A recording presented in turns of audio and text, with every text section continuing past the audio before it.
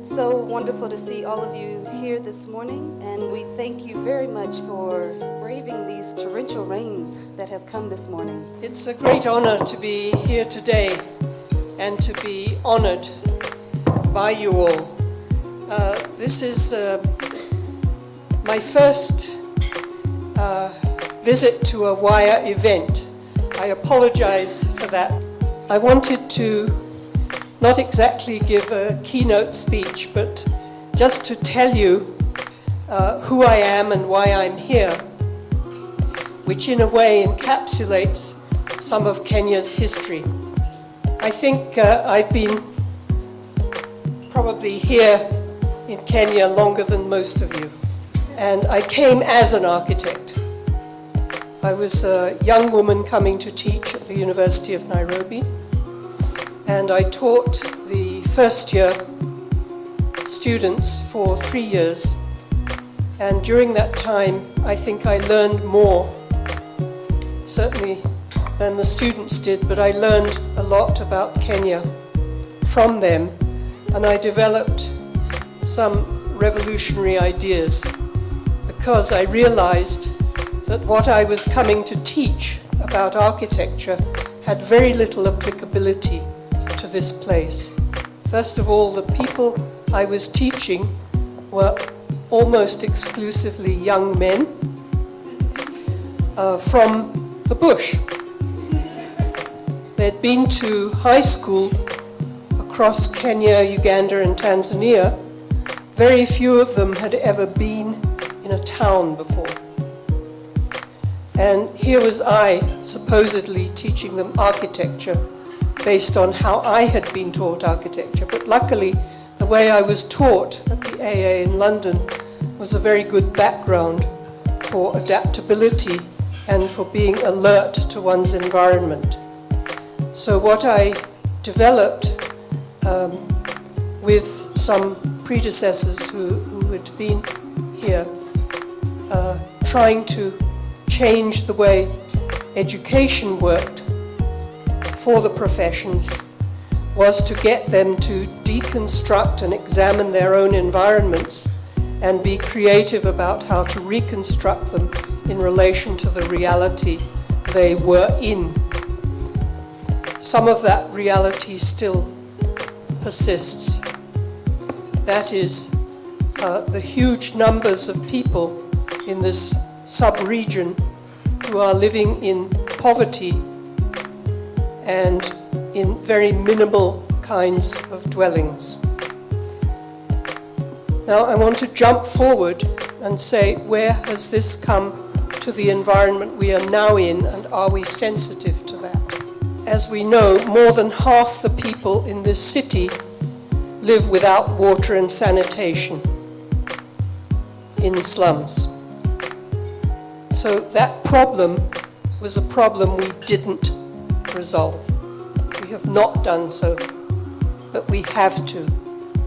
And it's time to address it seriously because we have the tools. Nobody else has those tools, but we do as professions. So it's time we took on that challenge and used the creativity and the sensibility to our environment that we can actually take some measures to resolve that. So if you want to solve the housing problem, forget housing, it's just water and sanitation. I've spent most of my career actually doing research and lobbying on various topics to do with urban. But a lot of time I have spent in those slums. And at one point, I went to Kibera and I said, I can't go back ever because it's just too hurtful. And the reason I couldn't go back, I did eventually actually, and I'll tell you why. I couldn't go back because I saw a house built of shit. That is, a guy had taken these bags of human excrement that people were throwing onto heaps, and he'd used them as bricks to build a house. Now, how low can you go as a country when you live with that and you're building professionals. So I guess that's my keynote. Make some rain for Diana. Diana, Architect Diana would like to give you a token of appreciation for all your, she's gotten a Lifetime Achievement Award. Women cheer for other women. Another cheer for Diana. Well done, Diana Lee Smith. You're such an inspiration. All right. Nancy Muthoni is the moderator of this session, the panel discussion. I'd like to say a little bit about Nancy. First of all, she's a very, very pretty and beautiful lady. And she likes the color red. And if you know what red signifies, it's fire, power, and all those lovely things. She has 18 experience in real estate. 18 years in real estate. She hosts and is the executive producer of the Property Show. On Sundays, she graces our screens on KTN from 5:30 to 6:30, 5 to 6 p.m. on Sundays. She's the CEO of First Avenue, a boutique real estate firm that offers tailor-made solutions from concept to sales. She's an alumni of Strathmore Business School,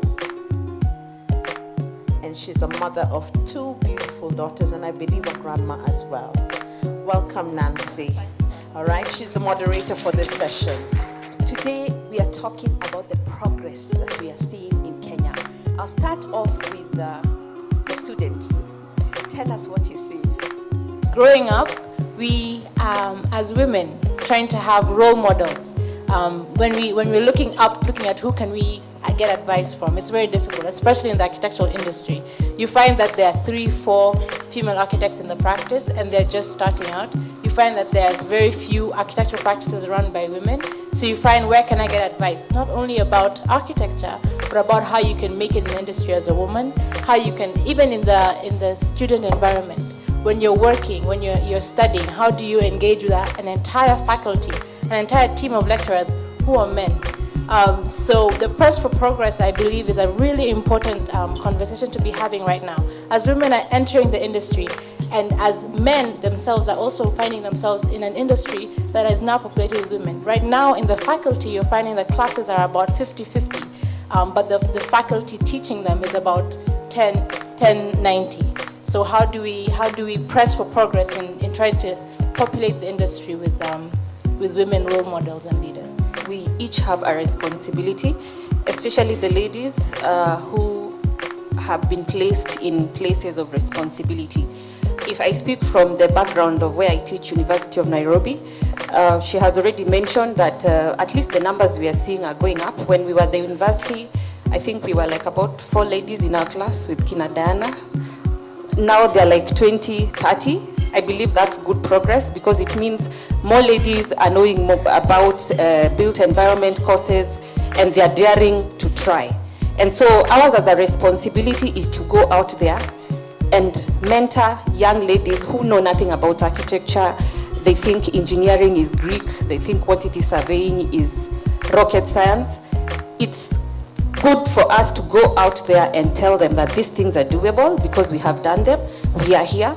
But when we just sit in our small or big offices and enjoy doing architecture and quantity surveying and not going back to the schools, from primary schools, secondary schools, and telling young girls about architecture, quantity surveying, engineering, all this, then as much as we are pressing from this end, we might not be able to see much. We have to start from the foundations. We must also talk to young girls. It doesn't even mean just the ones at the university. There are those ones even in primary school. For example, myself, I was inspired by someone when I was in class 6, and I was set that this is what I'm doing throughout high school. I was sure I want to do land economics or anything to do with construction. So I think at that point, that's when we we are able to change their minds and also create the mindset that this thing is doable. I'm glad to be sitting right in the middle of these brilliant women. Right in the middle. When I was in primary school, one of the greatest punishments you could get was to be blessed to sit in between ladies. And you wouldn't want to be caught because it would last with you for a long time. But I'm glad that I'm here. I think there's a lot of progress that is being made, although we are still having a long way to go. And progress is being made both structural and also unstructured progress. We have a constitution that recognizes that there are issues, so it sets the 2/3 gender rule to try and look into that. We have a lot of changes in attitudes, even in terms of how we bring up our kids. How do we encourage them in terms of what to do, which directions to take, and so on and so forth. I think we are coming from a period where a lot of parents would advise their female or girl children to take careers that would be looked at as soft careers. But a lot of that is changing, and we are seeing more women coming into careers which were previously deemed to be male-dominated careers. Many times I find myself in boardrooms and I'm the only woman. And, the first thing is I would ask myself, what am I doing here? But when you understand why you're in a place, you bring in professionalism, you bring in excellence, and that distinguishes you. The stereotypes are there. If you're a woman and you're a lawyer, they think automatically you deal with matrimonial cases and children's and adoptions and all those, and I actually don't do that. So when anybody calls me and they say, oh, I'm looking for do you do adoption or do you do divorce? I'm like, no, I don't handle those, because that is the first thing people think. You're a woman, you must do it. So when they ask you what do you do and you start speaking about property and intellectual property and energy, and they think, okay, and then I tell them, no, I can refer you. So the stereotypes are there. But what I would say is we must distinguish ourselves through excellence, through your confidence in what you do, and just knowing your stuff. Let's not waste the education and experience and exposure that we have been given. Let's use it to positively influence everyone around us, not just women, also men, so that we all push each other up. Let me finish by saying my take today is we should stay together and stand for each other.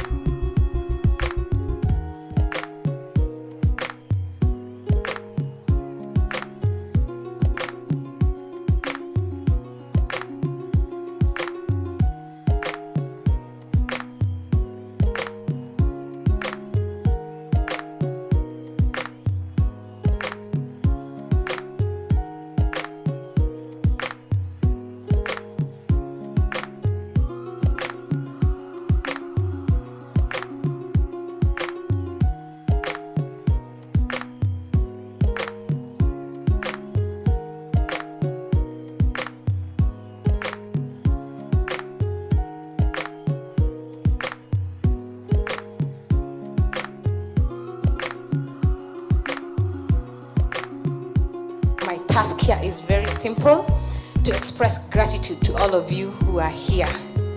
And I'm delighted, especially because yesterday as at 10 o'clock, we only had 4 people who had signed up. And to see a room that is full with over 100 people, we can only thank God and you. We must celebrate with cake. Do we have a song? Kata keki. Aya, shangilieni keki.